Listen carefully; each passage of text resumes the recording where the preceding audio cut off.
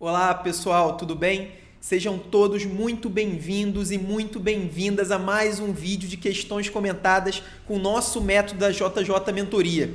Nós consideramos a resolução de questões antigas o método mais produtivo de revisão. É como se você estivesse querendo aprender inglês. O que é mais produtivo? Você ficar estudando a gramática ou você ir lá e se testar? Você ir lá e falar com alguém na língua inglesa, ler livros, artigos em inglês? O que você acha que é mais produtivo? Como você aprende mais? Sem dúvida nenhuma, é através dos testes que nós aprendemos mais rápido, que nós aprendemos de maneira muito mais produtiva. Então, nessa série de vídeos, a gente faz um por semana, a gente procura mostrar para vocês como nós, através do nosso método, tiramos o máximo de cada questão, como nós aproveitamos as questões antigas para evoluir de diversas formas. A gente fala isso em detalhes no primeiro vídeo dessa série, que está lá no nosso canal do YouTube, e aí você pode acessar para ver quais são as 3 formas principais de aprendizado através das questões antigas. A partir de agora vamos comentar 4 questões, são 4 questões muito boas e eu vou compartilhar a minha tela aqui com vocês. Então, para começar, vamos falar sobre uma questão aqui de hepatites virais da Unicamp. As hepatites virais, as bancas adoram cobrar, mas elas não cobram tudo sobre esses assuntos. São assuntos amplos, são assuntos grandes. Então agora a gente vai focar nessa questão, realmente traz alguns pontos que as bancas, de uma maneira geral, adoram cobrar. Basicamente, nesse caso, a sorologia, que com certeza é o tema mais cobrado, mais frequente na hepatite B, e também as indicações de tratamento. E aí tem uma pegadinha que eu vou falar daqui a pouco. Então vamos começar já pela sorologia, porque a banca já começa trazendo resultados laboratoriais. Esse tipo de questão é muito comum na hepatite B. Essa é uma questão de 2019 da Unicamp, então é uma questão bem recente. E aí, no caso, ela traz 2 pacientes diferentes. O primeiro paciente ele tem um HBS antígeno reagente, e aí já um parêntese. O primeiro exame que você sempre deve olhar é exatamente o HBS antígeno. Por quê? Porque ele é o exame que vai definir se o nosso paciente tem uma infecção ativa de hepatite B ou não. Ou seja, se o paciente tiver um HBS antígeno reagente, a gente sabe que existe uma infecção pela hepatite B. A gente só ainda não sabe se é aguda ou crônica, mas com certeza existe a infecção. E aí lembrando que se esse HBS antígeno for reagente por um período igual ou maior a 6 meses, a gente já bate o martelo que é uma hepatite B crônica. Então, esse é um critério diagnóstico, é o critério diagnóstico de hepatite B crônica. Mas continuando, a gente vê um anti-HBC reagente. E aí, um ponto importante aqui nessa questão, a gente sabe que o anti-HBC ele pode ter a sua fração IgM ou IgG. No caso, a banca da Unicamp não especificou qual das 2 frações está reagente. Se está, por exemplo, IgG positivo e IgM negativo, a gente já tem praticamente certeza que é uma hepatite B crônica. Se tiver um IgM negativo e um IgM positivo, desculpe, e um IgG negativo, a gente já vai ter quase certeza que é uma hepatite B aguda. No caso, como a banca não especificou, a gente ainda não tem certeza se é uma hepatite B aguda ou uma hepatite B cronificada. Aí o anti-HBS não reagente. Quando o HBS antígeno está reagente, quase sempre o anti-HBS vai estar não reagente. E aí, assim como o HBS antígeno é um antígeno que mostra que existe uma infecção pela hepatite B, ao mesmo tempo o anti-HBS reagente, ele comprova para nós que existe uma imunidade contra a hepatite B. Então pode ser uma imunidade trazida pela vacinação, um paciente vacinado tem um anti-HBS reagente, assim como uma hepatite B curada. Então um paciente que teve uma hepatite B aguda e foi curado, ele não cronificou, ele também tem um anti-HBS reagente. No caso, o anti-HBS é não reagente porque a gente tem uma infecção pela hepatite B. E aí, continuando, o anti-HBE não reagente. O que significa o anti-HBE e o anti-HBE antígeno? O anti-HBE antígeno é um marcador de atividade da doença. Então, quando o vírus está ativo, está causando lesão hepática, normalmente ele tem um HBE antígeno reagente e um anti-HBE não reagente. E o contrário também é verdadeiro. Quando o HBE antígeno é não reagente e o anti-HBE é reagente, a gente diz que a doença não está ativa. pode ter uma infecção crônica pela hepatite B, mas o vírus não está ativo no momento, ele não está agredindo o fígado por enquanto. No caso, a gente tem o anti-HBe antígeno reagente e uma ALT, uma enzima hepática aumentada de 150, ou seja, existe uma atividade do vírus da hepatite B. E aí a gente já consegue saber se é ou não uma hepatite B aguda ou se é uma hepatite B crônica? Ainda não. Com os dados desse primeiro paciente aqui, como a banca não especificou o IgM e o IgG do anti-HBC, a gente não tem certeza se é uma hepatite B crônica ou uma hepatite B aguda. E aí a gente olhando aqui as opções de resposta, a gente vê que tem hepatite B crônica, tem hepatite B aguda, hepatite B aguda e hepatite B crônica. Ou seja, a gente não vai conseguir responder essa questão somente com esse paciente número 1. Agora vamos passar para o paciente número 2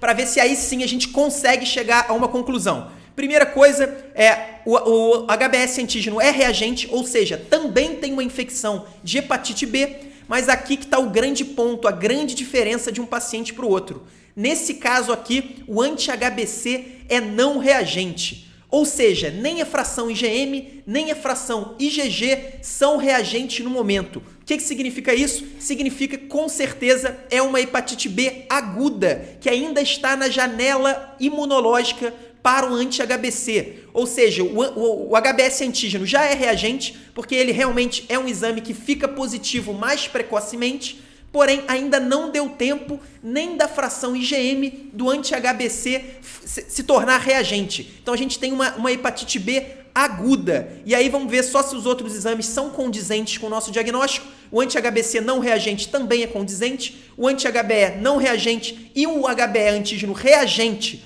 com uma enzima hepática bastante elevada também são compatíveis com o diagnóstico de hepatite B aguda. Agora vamos ver as opções. Importante, a banca da Unicamp pediu o diagnóstico e a conduta. Sempre prestem muita atenção no último trecho do enunciado, isso é fundamental para vocês não caírem em pegadinha.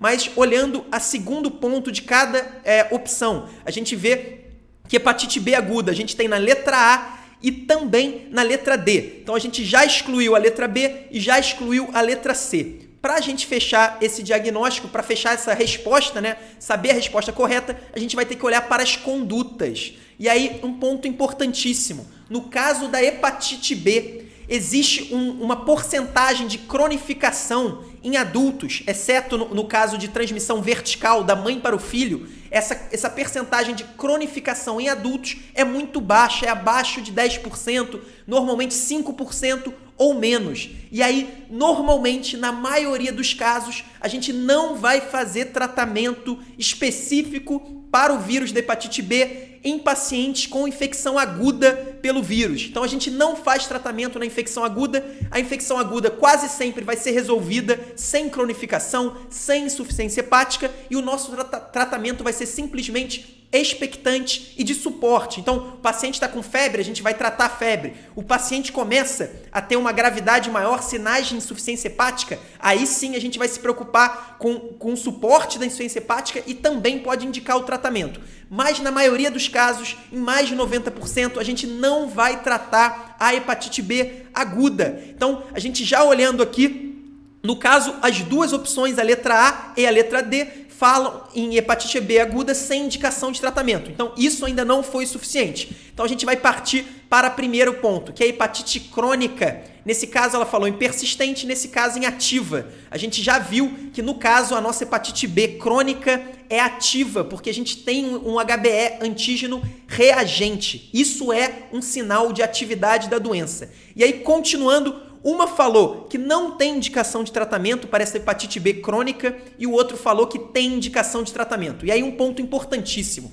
As indicações exatas do tratamento da hepatite B crônica são bastante complexas e eu não recomendo que vocês procurem memorizar exatamente tudo. Mas o fundamental, o CCQ, aquele conteúdo-chave para a questão, que, por exemplo, seria suficiente para você acertar essa questão aqui de 2019 da Unicamp E também vai ser suficiente para você acertar a grande maioria das questões sobre tratamento de hepatite B, é você saber o quadro geral, as indicações gerais de tratamento. E aí existem 3 critérios fundamentais para o tratamento de hepatite B. O primeiro deles é o HBe antígeno ser reagente. Então, se o seu HBe antígeno for reagente, já é um sinal, um indicativo de tratamento. O segundo é o aumento dessa enzima hepática aqui, da ALT, que é a mesma coisa do que o antigo TGP. Sempre que o ALT for maior do que 2 vezes o valor de referência, e aí isso dá mais ou menos 60 para o homem e 40 para a mulher, isso também é um indicativo de tratamento da hepatite B. E por fim, a carga viral do vírus. Quando a carga viral for acima de 20.000, a gente também normalmente vai indicar o tratamento.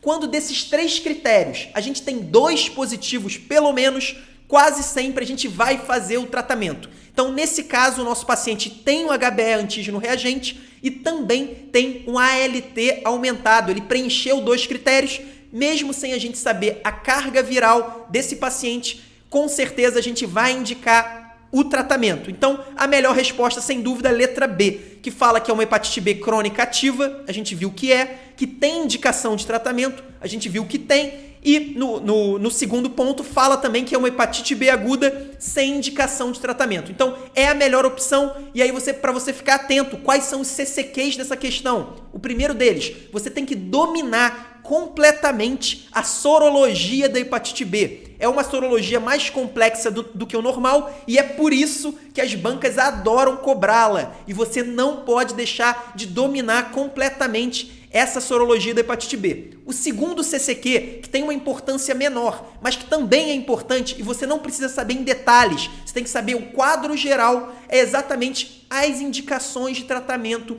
da hepatite B crônica. Você sabendo aqueles 3 critérios, que se o paciente tiver 2, a gente trata, isso é mais do que suficiente para você acertar a grande maioria das questões sobre esse assunto. Então, uma questão interessante aqui sobre hepatite virais da Unicamp.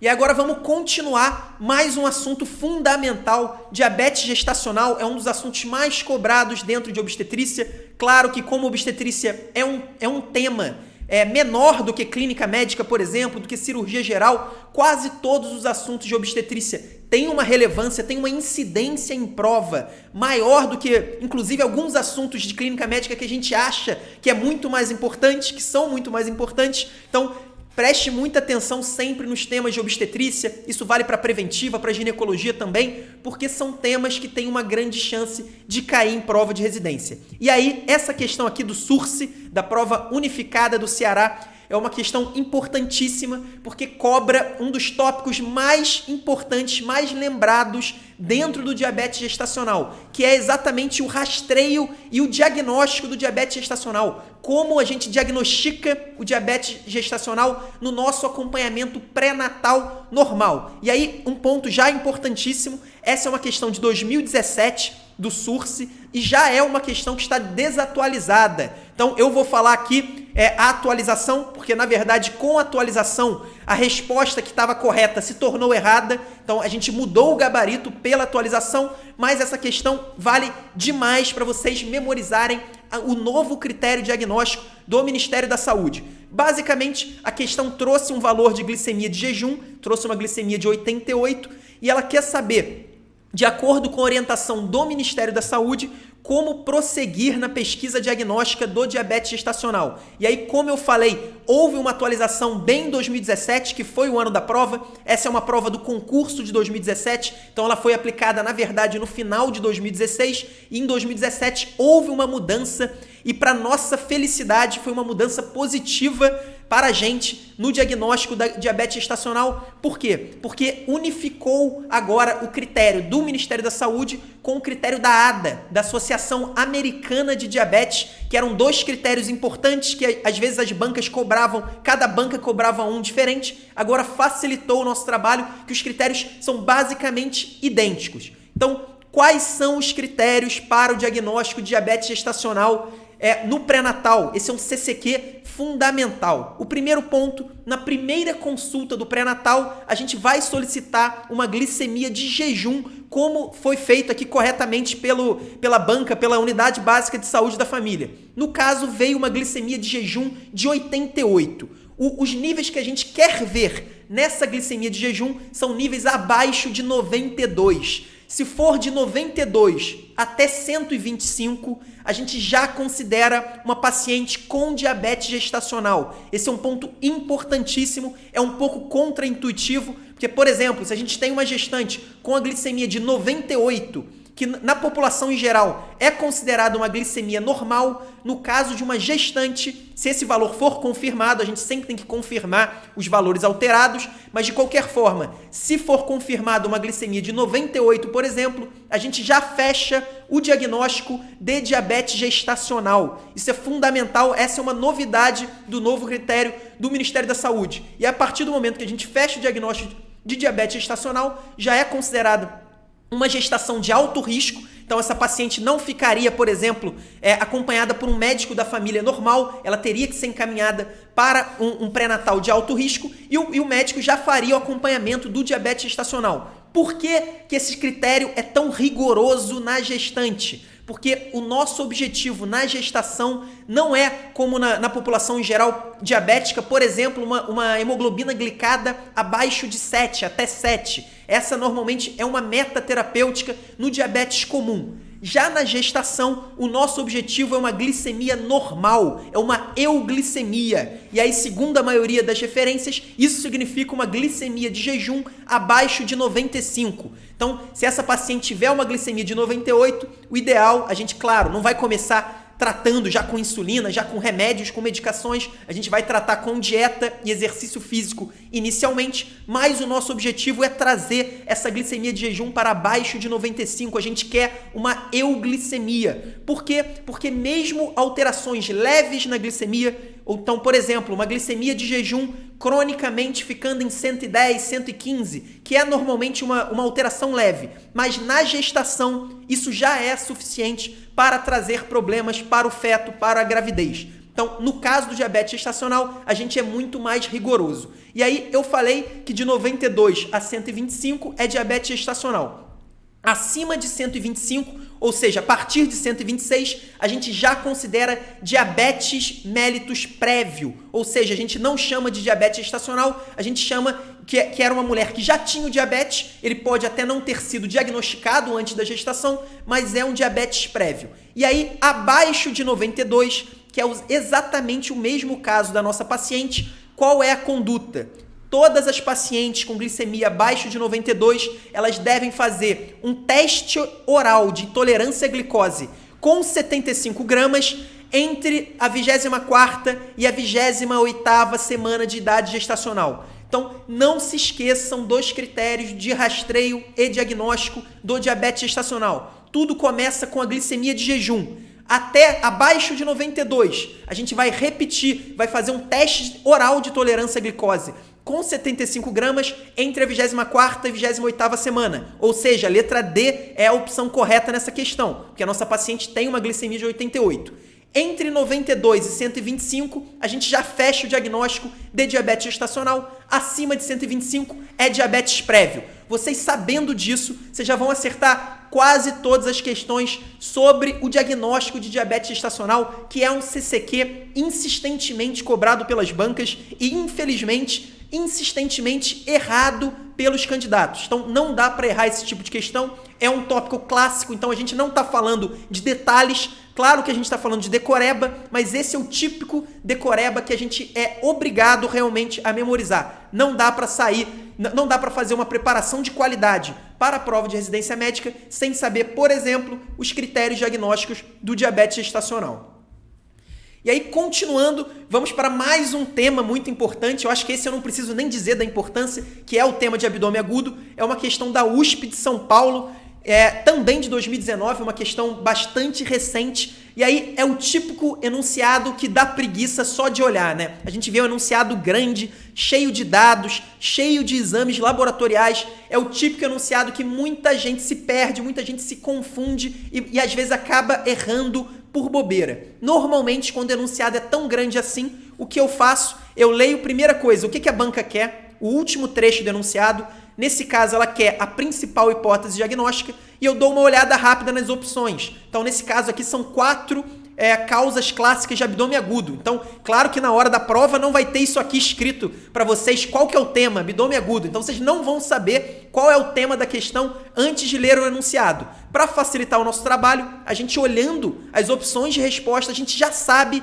que é um abdômen agudo, que é uma questão de abdômen agudo, e isso torna muito mais simples o nosso processo de filtrar as informações mais importantes do enunciado. Então, se a gente olhar a primeira frase do enunciado, já é uma das mais importantes, porque diz que é um homem de 67 anos com dor abdominal difusa, isso é uma informação relevante. Além disso, é de forte intensidade e o início foi súbito, início súbito, forte intensidade e difusa, grave isso, qualquer quadro de dor abdominal de forte intensidade, com início súbito e difuso, existem 2 grandes diagnósticos diferenciais. O primeiro deles é o abdômen agudo perfurativo, aquele abdômen agudo que houve uma perfuração de víscera oca.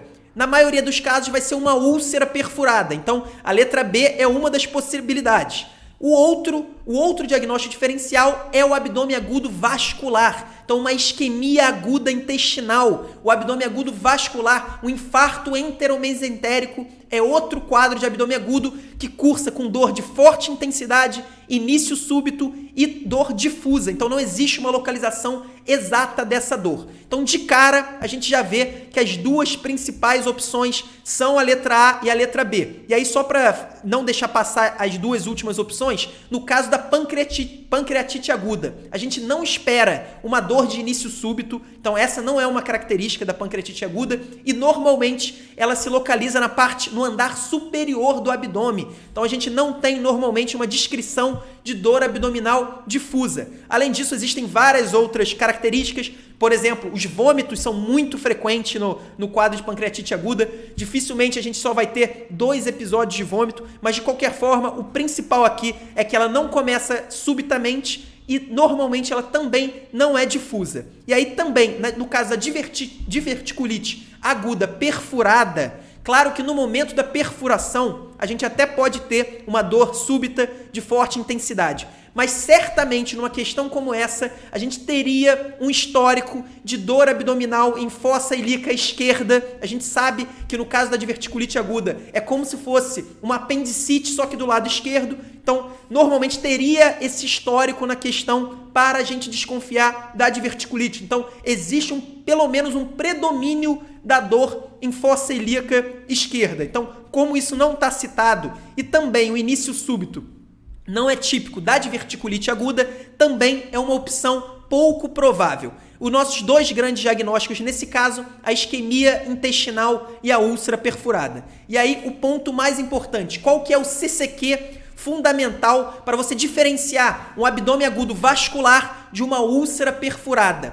No caso da úlcera perfurada, a gente vai ter um abdômen em tábua. Normalmente vai ter esse tipo de descrição na banca. O que significa isso? Significa uma irritação peritoneal, sinais de irritação peritoneal, uma contração involuntária dos músculos da parede abdominal em todo o abdômen. Então o abdômen estaria todo contraído, que é o que a gente chama de abdômen em tábua. Já no caso da isquemia intestinal, pelo contrário, a grande descrição da isquemia intestinal, que vai cair sempre na sua prova, é que existe uma dissociação entre o quadro clínico e o exame físico. O que isso significa? O quadro clínico vai ser exuberante, como é uma dor de forte intensidade, início súbito e difusa, ou seja, é um quadro clínico importante, o paciente tem sintomas importantes, mas no momento do exame físico vai estar exatamente como está descrito aqui pela banca da USP. Um abdômen flácido, então não é um abdômen com contração involuntária,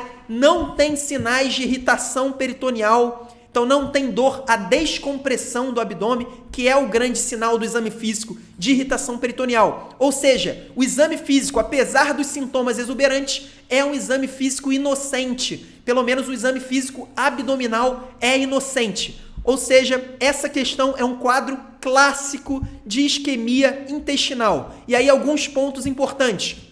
No caso do infarto enteromesentérico, normalmente a gente também tem uma acidose metabólica. A gente sabe que o pH está um pouco ácido, mais ácido do que deveria, e também nós temos uma hiperlactatemia. Então, um lactato aumentado, concentração de lactato aumentada no sangue, aqui sempre acima de 18, 20 miligramas por decilitro, já é considerado níveis elevados de lactato. Então, essa é mais uma característica, a acidose metabólica com elevação de lactato é mais uma característica importante da isquemia enteromesentérica. E aqui cuidado para não confundir o aumento de amilase e lipase, não são exclusivos da pancreatite aguda. Muito cuidado.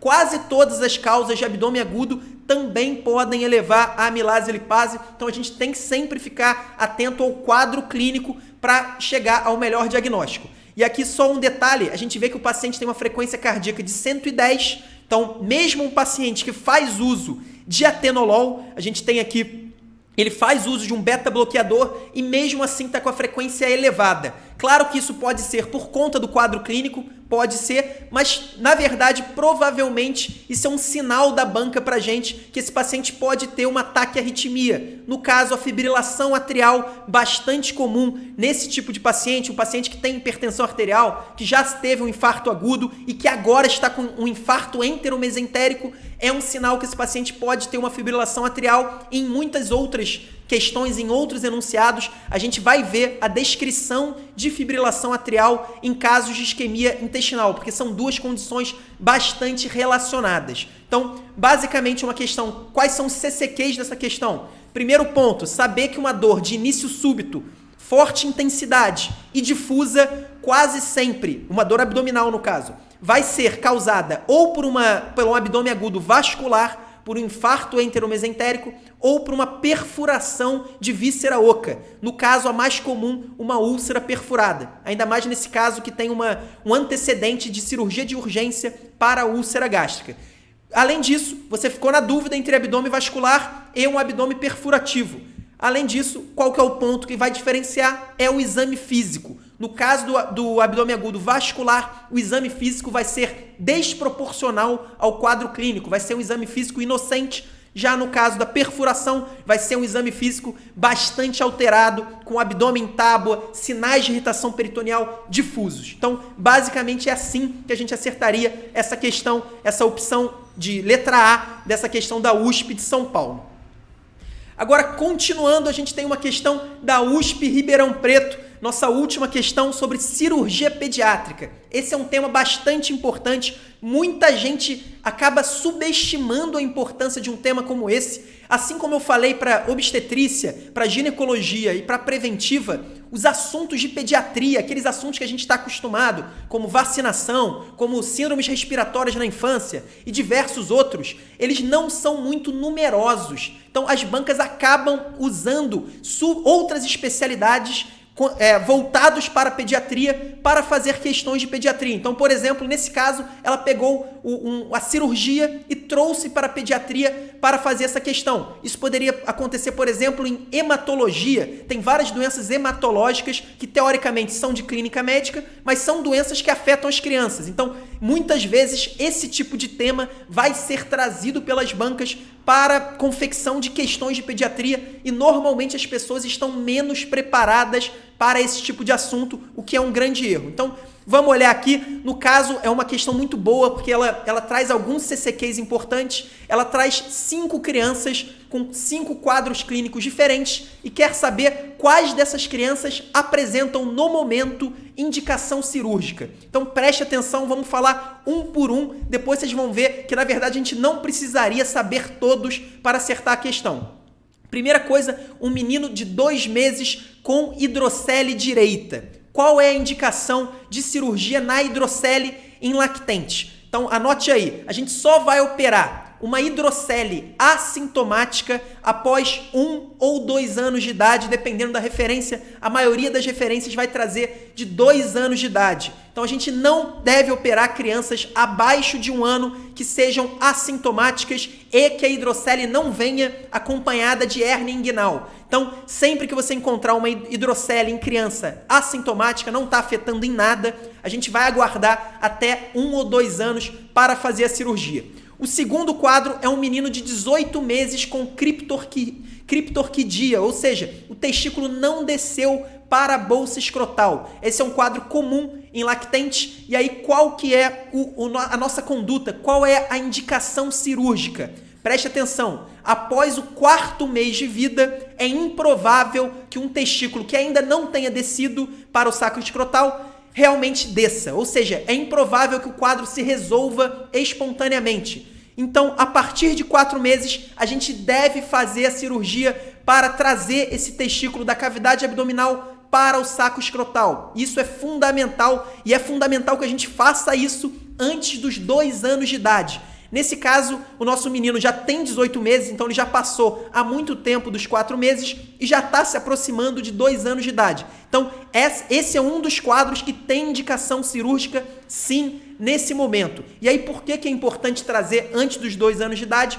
Porque após isso, a gente vai ter uma dificuldade do desenvolvimento desse testículo e vai ter um risco maior de infertilidade. Então, é bastante importante essa conduta. Acima de 4 meses, a gente já pode operar, já deve operar e, sem dúvida nenhuma, antes dos 2 anos, a gente deve já ter feito essa cirurgia para a correção da criptorquidia. Então, esse é um quadro de indicação cirúrgica. O quadro 3 é um menino de 4 meses com fimose. A gente sabe que em lactentes jovens, como é esse caso aqui, é muito comum, a fimose é muito comum, claro, em pacientes que não foram circuncisados, mas a fimose é muito comum e quase sempre vai se resolver espontaneamente. Então, mesmo em crianças na idade escolar, a gente dificilmente vai indicar a cirurgia, pelo menos antes de tentar o tratamento clínico. Tratamento que pode ser usado, por exemplo, uma pomada com corticoide, por 4, 6 semanas para a gente tentar resolver clinicamente a fimose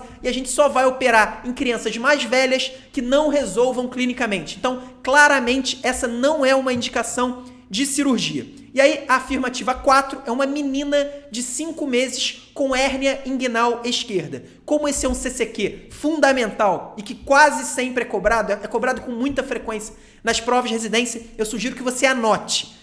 Hérnia inguinal em criança a gente tem que operar o mais rápido possível. A gente vai fazer uma cirurgia eletiva de preferência nos primeiros 14 dias do diagnóstico. Por quê? Porque existe um risco muito maior do que no adulto de encarceramento da hérnia inguinal. Então, ao contrário, como a gente vai ver da hérnia umbilical, no caso da hérnia inguinal, seja em menina ou em menino, a gente deve fazer a cirurgia para correção da hérnia precocemente.